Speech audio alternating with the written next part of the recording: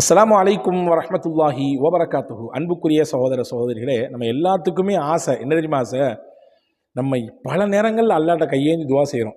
தொழுதுட்டு துவா செய்கிறோம், தஹஜ்ஜுதில் துவா செய்கிறோம், திக்ரு செஞ்சுட்டு துவா செய்கிறோம், தான தர்மம் செஞ்சுட்டு துவா செய்கிறோம், ஃபரதான தொழுகைக்கு பின்னாடி துவா செய்கிறோம், உம்ராவுக்கு போனால் துவா செய்கிறோம், ஹஜ்ஜுக்கு போனால் துவா செய்கிறோம், நிறைய இடத்துல துவா செய்கிறோம். எல்லாத்துக்கும் என்ன ஆசை அப்படின்னா, அந்த கேட்குற துவானா கபூலியத் ஆயிரும்னு ஆசை இருக்காதா? பின்ன அந்த எண்ணத்தில் தான் நம்ம துவாவே செய்கிறோம் இல்லையா? எப்படியாவது கிடச்சிரும், எப்படியாவது அல்லாஹ் எனக்கு கண்ணை திறந்துருவான், என் வழியில் ஒரு ஒரு தெளிவு கிடச்சிரும் அப்படின்ற நம்பிக்கையில் தானே துவா செய்கிறோம். இப்போ கிடைக்கணும், எல்லாருக்கும் அதுதான் ஆசை, கிடைக்கணும். இன்றைக்கி நான் சொல்லித்தரக்கூடிய விஷயம் நிச்சயமாக உங்களுடைய துவாவை உங்களுக்கு கிடைக்க செய்யும். நீங்கள் கேட்ட கோரிக்கையை உங்களுக்கு பெற்றுத்தர வழிவகை செய்யும். அது என்ன காரியம், அதை மட்டும் இந்த காணொளியை தெரிந்து கொள்வோம். முழுமையாக பாருங்கள், சிறந்த பலன் உங்களுக்கு கிடைக்கும் என்று நான் நம்புகிறேன். 4 வார்த்தை, என்ன வார்த்தை லாஸ்ட்டாக சொல்லுவேன், அந்த 4 வார்த்தையை உங்கள் துவாவில் நீங்கள் ஜாயின் பண்ணிட்டா போதுமானது. உங்கள் துவா பவர்ஃபுல்லான துவாவாக ஆயிரும், அல்லாட்ட அங்கீகாரம் பெற்ற துவா ஆயிரும்.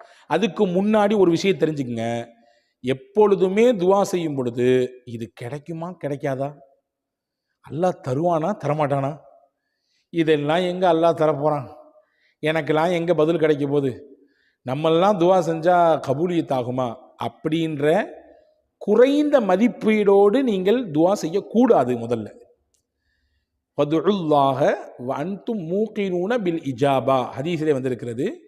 நீங்கள் உங்களை படைத்தவனிடத்திலே நீங்கள் துவா செய்யுங்கள். எப்படி கேட்கணும் தெரியுமா? அல்லாஹ் உங்களுக்கு பதில் கொடுப்பான் அப்படின்ற 100% நம்பிக்கையோடு கேட்கணும்.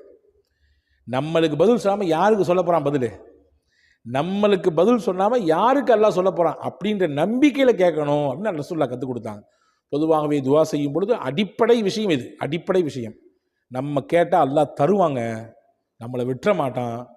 நிச்சயமாக அல்லாஹ் அந்த கோரிக்கையை நிறைவேற்றுவான், நிச்சயமாக அந்த கஷ்டத்தை அல்லாஹ் போக்குவான், நிச்சயமாக அந்த இடைஞ்சலை அல்லாஹ் நீக்குவான், நிச்சயமாக அந்த நஷ்டத்தை அல்லாஹ் ஈடு செய்வான், நிச்சயமாக அல்லாஹ் நம்ம போட்ட முதல்ல ரெட்டிப்பாக பன்மடங்காக திருப்பி தருவான், நிச்சயமாக நம்ம வாழ்க்கையில் முன்னேற்றத்தை தருவான், நிச்சயமாக நமக்கு அல்லாஹ் கல்வியை கொடுப்பான், படிச்சிருக்கோம் நிச்சயமாக நமக்கு வேலையை தருவான், பெற்று வச்சிருக்கோம் பிள்ளைங்களை நல்லபடியாக வளர்த்து கொடுப்பான் அல்லாஹ், நிச்சயமாக நம்ம பிள்ளைகளுடைய எதிர்காலத்தை அல்லாஹ் சூனியமாக ஆக்கிர மாட்டான்.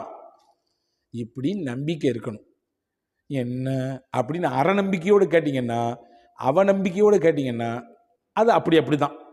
இது அடிப்படையாக புரிஞ்சுங்க. இதுக்கு பின்னாடி உங்கள் துவா எப்போ செஞ்சாலும் துவாவில் கவனிக்கப்பட வேண்டிய மிக முக்கியமான விஷயம், முதல்ல அல்லாஹ்வை தஸ்பீ செய்யணும், அல்லாஹ்வை புகழணும், அல்ஹம்துலில்லாஹி ரப்பில் ஆலமீன் சொல்லி தான் உங்கள் துவாவை ஸ்டார்ட் பண்ணணும். 2வது விஷயம் கவனிக்க வேண்டியது, அல்லாஹ்வின் ரசூல் முஹம்மது ஸல்லல்லாஹு அலைஹி வஸல்லம் ஸலவாத்து சொல்லணும். அதுக்கு அடுத்து தான் உங்களுடைய கோரிக்கையை கேட்கணும். நேராக போன உடனே யா அல்லாஹ் எனக்கு அதை கொடு இதை கொடு, ஃபஸ்ட்டு முதல்ல என்ன செய்யணும், முதல்ல அல்லாஹ்வை புகழணும், 2வது அல்லாஹ்வினுடைய தூதர் முஹம்மது ஸல்லல்லாஹு அலைஹி வஸல்லம் அவர்கள் மீது ஸலவாத்து சொல்லணும், அதுக்கு பின்னாடி உங்கள் கோரிக்கையை கேட்கணும். கேட்கறதுக்கு முன்னாடி நம்பிக்கையாக 100% யக்கீனோடு கேட்கணும். இந்த 3ஐயும் நீங்கள் வச்சுக்கிட்டு துவாவில் ஒரு 4 வார்த்தையை சேர்த்துக்குங்க, முடிஞ்சு போச்சு. நிச்சயமாக அல்லாஹ் அந்த துவாவை கபூல் செய்வான். இப்படி நினச்சிக்காதீங்க, தப்பான விஷயங்களை கேட்டுட்டு ஏன் எனக்கு தரலன்னு யோசிக்கக்கூடாது, அல்லாஹ் தடை செய்த விஷயத்தை கேட்டுட்டு ஏன் எனக்கு அல்லாஹ் தரலன்னு யோசிக்கக்கூடாது. தப்பான விஷயத்தையோ தடை செய்யப்பட்ட விஷயங்களையோ கேட்டால் அது கேட்காத மாதிரி தான். நீங்கள் அதெல்லாம் கேட்டுட்டு எனக்கு பதில் கிடைக்கலன்னு யோசிச்சுட்டு இருக்கக்கூடாது. புரியுதா உங்களுக்கு? அப்போ இந்த விஷயத்தை கவனத்தை கொள்ளணும். எனவே அன்பான சகோதரர்களே, ஹஸரத் அலா இப்னுல் ஹலரமி அப்படின்னு ஒரு சஹாபி இருந்தாங்க. அந்த சஹாபி சொன்ன வார்த்தை தான் இது. அல்லாஹ்வுடைய திருநாமங்களில் 4 முக்கியமான திருநாமம். அதை சொல்வதின் வழியாக நம்முடைய துவா பவர்ஃபுல்லாகுது. இந்த அலா இப்னுல் ஹலரமி என்ன செஞ்சாங்க அப்படின்னா, இந்த 4 வார்த்தையை சொல்லி துவா செஞ்சாங்க. ஒரு பாதை வழியாக ஒரு பெரிய ஊருக்கு படை திரட்டி போய்கிட்டு இருக்காங்க. கொண்டு போன தண்ணீர்லாம் காலியாக போச்சு. குடிக்கிறதுக்கும் தண்ணி இல்லை, குளிக்கிறதுக்கும் தண்ணி இல்லை, ஒது செய்கிறதுக்கும் தண்ணி இல்லை. படையினுடைய மற்ற சக வீரர்கள் வந்து சொன்னாங்க, தளபதி அலா இப்னு ஹலரமிட்ட சொன்னாங்க, தண்ணி இல்லை, குடிக்க தண்ணி இல்லை, ஒது செய்ய தண்ணி இல்லை, எப்படி அப்படின்னு கேட்டாங்க. உடனே தொழுதுட்டாங்க 2 ரக்காயத். எப்பொழுதுமே இறைவனின் உதவி உங்களுக்கு நேரடியாக வேண்டும் என்று விருப்பப்பட்டால் நீங்கள் கையில் எடுக்க வேண்டிய முதல் சாதனம் தொழுகை. தொழுகையின் வழியாக நீங்கள் அல்லாஹ்விடத்தில் உதவியை எதிர்பாருங்கள் என்று திருக்குரான் சொல்லுது. நான் சொல்கிற வெத்து வார்த்தை இல்லைங்க, இது திருக்குரான் சொல்லக்கூடிய உண்மை வார்த்தை. நீங்கள் தொழுகையை கொண்டு உங்கள் ரப்பிடத்திலே உதவியை தேடுங்கள். தொழுதாங்க 2 ரக்காத்து. தொழுது முடிச்சுட்டு அல்லாஹ்ட்ட துவா செஞ்சாங்க. என்ன செஞ்சாங்க? அந்த 4 வார்த்தையை சொன்னாங்க. யா அல்லாஹ் தண்ணி கொடு, ஒதுச்சேரி தண்ணி இல்லை, குடிக்க தண்ணி இல்லை, வீட்டில் உப்பு இல்லை, அல்லாஹ்ட்ட கேளுங்க. வீட்டில் இந்த மாதத்தினுடைய பைசா தீர்ந்து போய் இருக்குது, இன்னும் 2 நாள் மிச்சம் இருக்குது பேலன்ஸ், எப்படி செய்கிறது, எப்படி 2 நாளை ஓட்டுறது தெரியல, அல்லாஹ்ட்ட கேளுங்க, தருவாங்க.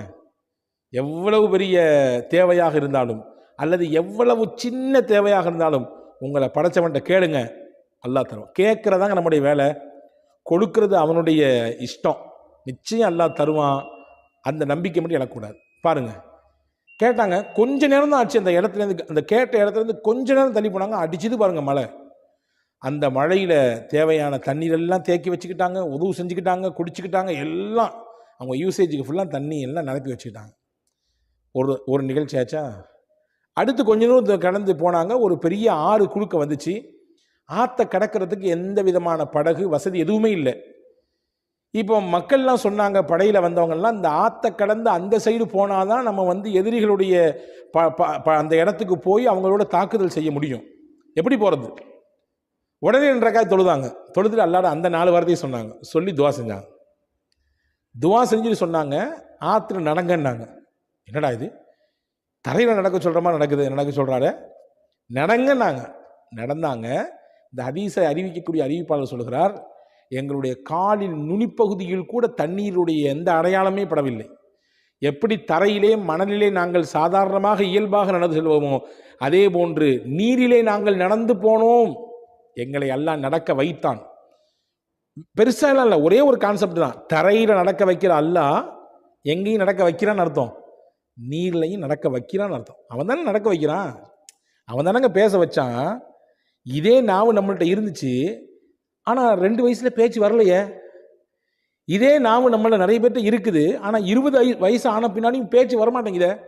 ஏன்? பேசுறது நான் இல்லை, பேச வைக்கிறது என் ரப்பு அப்படின்னு நினைக்கணும். அப்போ அவன் தான் நடக்க வைக்கிறான். இந்த துவாவுக்குரிய பவர் அது அல்லாஹ் செஞ்சான். ஆச்சா. 3வது கொஞ்ச நேரம் கழித்து திரும்பி வரும்பொழுது இந்த தளபதி அலா இப்னு ஹதரமி வஃபாத் ஆகிட்டாங்க. இறந்த பின்னாடி அவரை குளிப்பாட்டுக்கு தண்ணி பார்க்குறாங்க, தண்ணி எங்கேயுமே கிடைக்கல. பரவாயில்லன்னு சொல்லி அதே ட்ரெஸ்ஸோட குழியை தோண்டி நல்லடக்கம் பண்ணிட்டாங்க. பண்ணி முடிச்சுட்டு கொஞ்சம் தூரம் போனாங்க, அங்கே ஒரு நீர்நிலை இருக்குது, தண்ணீர் இருக்குது. இப்போ அதில் ஒரு பேர் சொன்னாங்களாம், சரி பக்கத்துலேயே தண்ணி இருக்காங்க, சரி பரவாயில்ல, மறுபடியும் குழியிலேருந்து அவரை எடுத்து கொண்டு வந்து மறுபடியும் கழுகி அவரை குளிப்பாட்டி மறுபடியும் அடக்கம் செய்வோம் அப்படின்னு சொல்லி போய் தேடினாங்க. பாருங்கள், எங்கே அடக்கணுன்றதே தெரியாமல் போச்சு. அடக்கம் பண்ண இடத்தினுடைய அடையாளமே இல்லாமல் ஆகி போச்சு. ஒரு அடையாளத்தோடு தான் வச்சுட்டு போனாங்க, அடையாளமே இல்லை. இப்போ அந்த கூட்டத்தில் ஒருத்தர் சொன்னாரா, நீங்கள் அந்த பாடியெல்லாம் தேடாதீங்க, ஏன்னா அவர் துவா செஞ்சுருக்காரு. என்ன துவா செஞ்சுருக்காரு தெரியுமா? யா அல்லாஹ், நான் இறந்து போய்விட்டால் என்னுடைய உடலை நீ மறைத்து விடு, இன்னும் என்னுடைய அவுரத்தை, என்னுடைய மறைவிடத்தை யாரும் பார்க்காத விதத்திலே என்னுடைய நிலையை நீ ஆக்கிவிடு என்று துவா செய்திருக்கிறார். எனவே அவருடைய துவாவினுடைய அந்த பவர், அல்லாஹு தஆலா அவருடைய உடலை என்ன செஞ்சிட்டான்? மறைச்சிட்டான். எனவே நீங்கள் அவரும் அந்த துவாவை செய்யும் பொழுது அந்த 4 வார்த்தையை சொல்லி தான் துவா செஞ்சார். எப்போதுமே துவா செய்யும் பொழுது எப்படி அந்த 4 வார்த்தையை சொல்லுவாரோ அதே 4 வார்த்தையை சொல்லி தான் துவா செஞ்சுருக்காரு. அதனால் நம்ம இங்கே தான் பக்கத்தில் போயிட்டு வந்திருக்கோம். ஆனால் போயிட்டு வரக்கூடிய கேப்பில் எங்கன்னு அடக்கம் செஞ்சோன்ற அடையாளத்தையே அல்லாஹ் மாற்றிட்டான்னு சொன்னால் அந்த துவாவினுடைய பவர் அல்லாஹ் ஏற்றுக்கிட்டான்னு அர்த்தம். ஆச்சா. 3 நிகழ்ச்சி அவருடைய வரலாற்று நடந்திருக்கு. இந்த 3 நிகழ்ச்சியிலையும் அந்த 4 வார்த்தை சொல்லியிருக்காங்க. இப்போ நீங்கள் கேட்குறது எனக்கு புரியுது அஜரத், அந்த 4 வார்த்தை என்ன அஜரத் சொல்லுங்க, அப்படி தானே? 4 வார்த்தை சொன்னாலும் நறுக்குன்னு சொன்ன மாதிரி இருக்கணும் அஜரத் அப்படின்னு நம்ம பல பேர் கேட்குறோமா இல்லையா? அந்த 4 வார்த்தை தான் நம்முடைய துவாவுக்கு அங்கீகாரத்தை பெற்றுத்தரக்கூடிய வார்த்தை, அல்லாஹினுடைய திருநாமங்களில் கட்டுப்பட்ட வார்த்தை. எது அந்த 4 வார்த்தை? கவனப்படுத்துங்கள். யா அலியு ஃபஸ்ட்டு, யா அலீமு, யா ஹலீம், யா அலியு, யா அதீம்.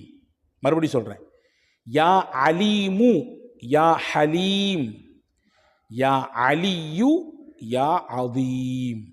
இந்த 4 வார்த்தை தான். அலீம்னா அறிந்தவன், ஹலீம்னா இரக்கத்திற்குரியவன், அலியுனா உயர்ந்தவன், அதீம் அப்படின்னா மகத்தானவன். இது எல்லாத்துக்கும் பொருந்தக்கூடியவன் அவன் ஒருத்தன் தான், அல்லாஹ் மட்டும்தான். அல்லாஹனுடைய திருநாமம் இந்த நாளை சொல்லி அலாவுல் ஹதரமி ரதியல்லாஹு அன்ஹு அவர்கள் துவா செய்தார்கள். அவருடைய துவாவை அல்லாஹ் கபூல் செய்தான். அந்த துவா கபூல் செய்யப்படுவதற்கான முக்கிய காரணியாக இந்த நாள் இருக்கிறது. இந்த நாளோடு சேர்ந்து நமக்கு தக்குவா இருக்க வேண்டும், அல்லாஹுடைய பயம் இருக்க வேண்டும், அல்லாஹ் தருவான் என்ற நம்பிக்கை இருக்க வேண்டும். நான் அல்லாஹ்வின் அடிமை, எனவே தான் அவரிடத்தில் கேட்கிறேன், நான் உரிமையோடு கேட்கிறேன் என்ற எண்ணம் இருக்க வேண்டும். இதெல்லாம் இருந்துச்சுன்னா நிச்சயமாக நம்முடைய துவாவும் கபூலாகும். இந்த 4 வார்த்தையை கொண்டு இன்ஷா அல்லாஹ் யோசிப்போம், நம்முடைய வாழ்க்கையை செயல்படுத்துவதற்கு முயற்சிப்போம். எல்லாம் வல்ல அல்லாஹ் தௌஃபீக் செய்வானாக. வஸ்ஸலாம். அஸ்ஸலாமு அலைக்கும்.